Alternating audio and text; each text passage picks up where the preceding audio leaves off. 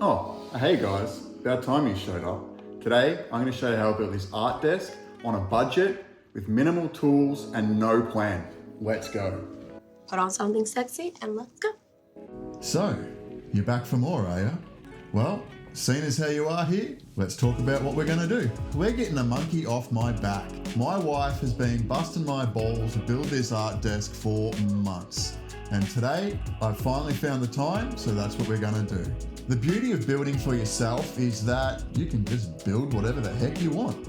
As an intuitive builder, my only plan was to not have a plan. Nearly every piece I build, there's a design process and there's criteria, and I have to build things to other people's specifications. With this one, I didn't. I did it my way. It's all mine. It's all me. So I'm gonna wing it. There's only three things I'm thinking about for this piece: budget, functionality, and it needs to be big. How big? Huge. Now, just because I don't have a plan doesn't mean I don't have a plan. In actual fact, I'm always thinking ahead to the next step. And as I'm getting started, what I'm thinking about is the storage of this desk. Now, I've decided on doing an open cubbyhole system for things like paint and paper and whatever else we might want to store. So what that means for the build is we're going to need to form some kind of structure.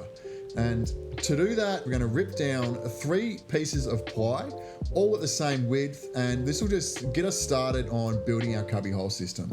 The next step in the process is I'm going to take my circular saw and I'm going to create a big cutout in 2 of those 3 pieces. This is not going to make a lot of sense right now. My wife is always asking me every time I build something to explain what I'm doing step by step, and I actually really struggle with that. Over the years, she's just learned to trust my process, and if you could do the same, I promise this will all make sense in a minute. Now, off camera, I've actually trimmed both of these longer sections down by 50 millimeters. The reason I've done that is when we construct the main body of the table, I actually want the tabletop to be slightly larger than the cubbyhole system. So I want to create a lip all the way around the desk. Now, what you're seeing me do is I'm just running a 20 millimeter scribe around the perimeter of the whole piece. This is purely just to create a border so I know where to cut to create the cubbyhole system. Now that I've got everything marked up, it's time to drill a hole in each one of those corners. So I've got a 19 millimeter Forstner bit chucked up into my drill, and I'm just going to go around and just drill a hole through each one of those corners. And this is just so my circular saw and my jigsaws got somewhere to stop. I'd also like to say, guys, that there's no particular size you should make your cubby holes. This is just the size I made mine. If you want yours bigger or smaller, feel free to do what you like.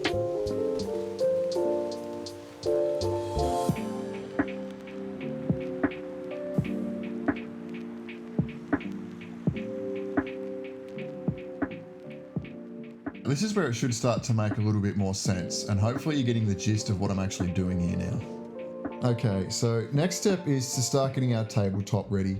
And you can see I've marked out a perimeter of where I want all my sides to sit. And I'm just gonna knock down the corners there, and then I'm just gonna run around with my trim router and just knock those edges down. And then I'll flip it over and do the exact same thing on the other side.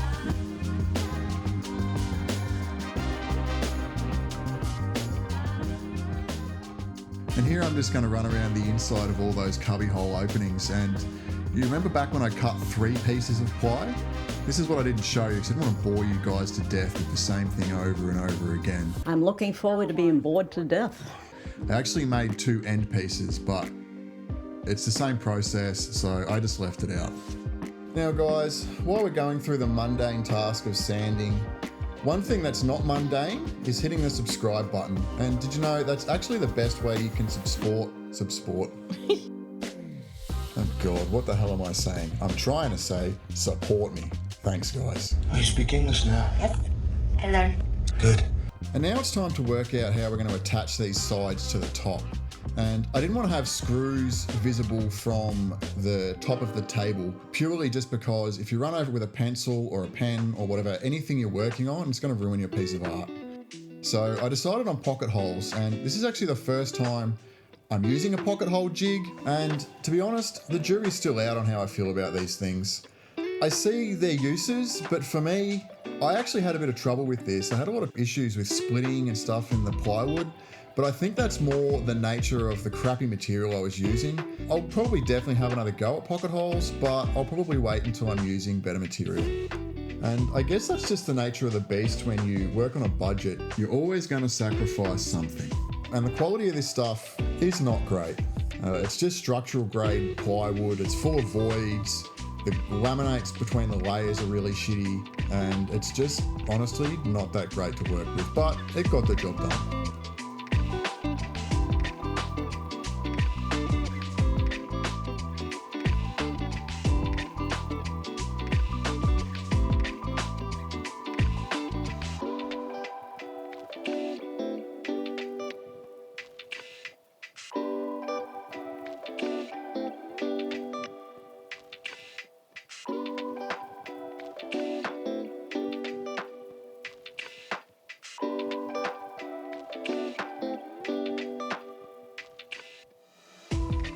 So now I'm just going to rip down another sheet of ply and just create a back wall for those main cubby holes. So now that I've got those panels cut out, I'm going to run a bead of glue, chuck some clamps on, pop in a few brad nails, and that's it. Now just enjoy a nailing montage.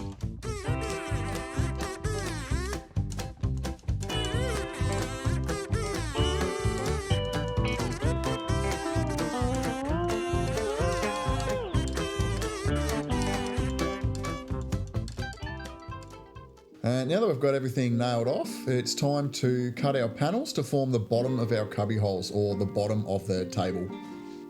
And I don't have a lot of room in my workshop for these big sheets of ply, so I'm just setting up my sawhorses outside. It's a beautiful sunny day, so why not enjoy it?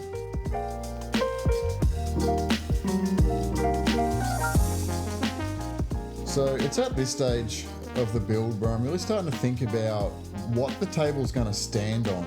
And I'm thinking about legs, wheels, should the legs have storage? So I know this thing's going to be big and it's going to be heavy. I'm also kind of thinking about mobility and how we're going to move it around, or whether we even do want to move it around. So that's still sort of up in the air at the moment. But we'll revisit that question in the next stage of the video. For now, I'm just going to run my trim router around the edge with a small roundover bit just to knock down the sharp edges. And I made sure to get a really good shot of my bins for you guys too. And once I've wrestled this thing into place like a buffoon, I'll just run a couple of beads of glue, pop down a few nails to secure it, and then move on to the end panels. Now, what you're seeing me doing here is I'm just trying to work out the overall height of the table or desk. And there's a few things to factor here. So the legs are going to attach to the bottom of the large cubby hole. So I need to take that height into account, and I also need to take the height of the casters, the wheels that it's going to sit on. So all I'm doing is taking the overall height, subtracting the height of the cubby holes, and then the height of the wheels. The remainder of that will give me the height of the legs. So I've decided the legs are going to be just a really simple box structure with some wheels on the bottom, and I'll just put a shelf in the middle.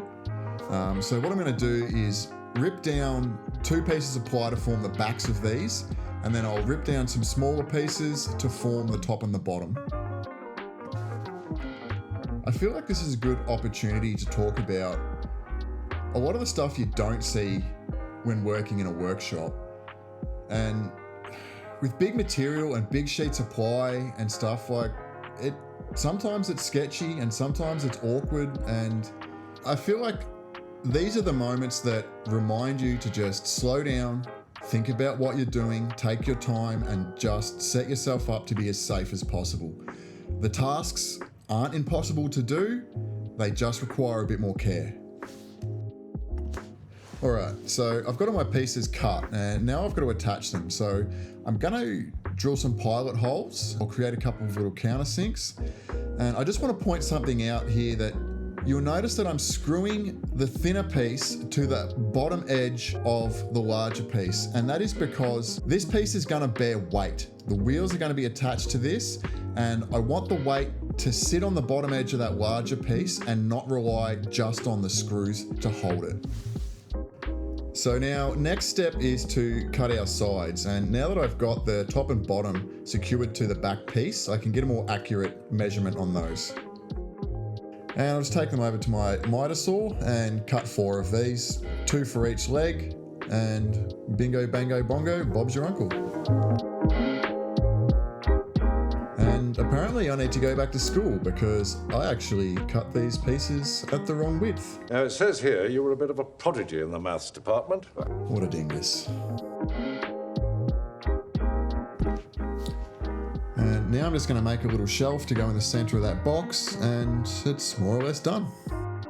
So once I got the shelf in and standing back and looking at this piece, the part where I actually measured it wrong, I was going to originally leave it because I thought, it's just for us, who cares? But it got the better of me, so I decided to be sketchy and cut it on my table saw.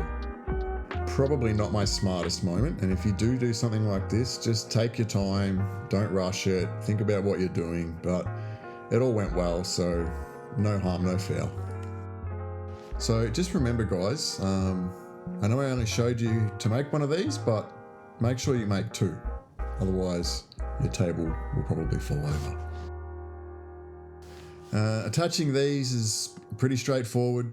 I just smeared some glue down, drove a few screws in, and that was pretty much it. Nothing more to show here. I am a chain belt in Kung Fu. Bruce Lee was my teacher. Watch this. Wow, Deano, you're a real tough guy, aren't you? Anyway, looking at these legs and realizing that moving them around, there's going to be quite a lot of flex on them, and I was really worried about cracking or splitting on them, even just snapping off. So what I'm going to do is I'm going to construct a brace to go between the 2 legs. Now, I'm just going to cut 2 pieces of ply, one wide, one thin, and I'm just going to screw them together in basically what will form an elongated capital T.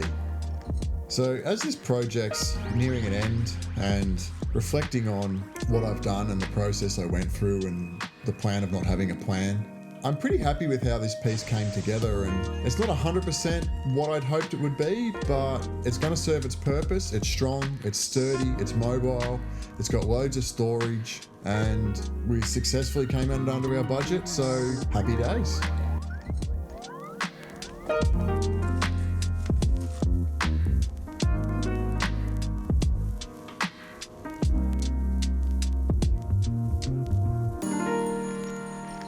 So now I'm just going to find my location where I want my brace to sit, pre-drill some holes. I cut this little piece just as a support while I was screwing it together. It's not going to stay there. And yeah, sink some screws in, and that should be pretty solid.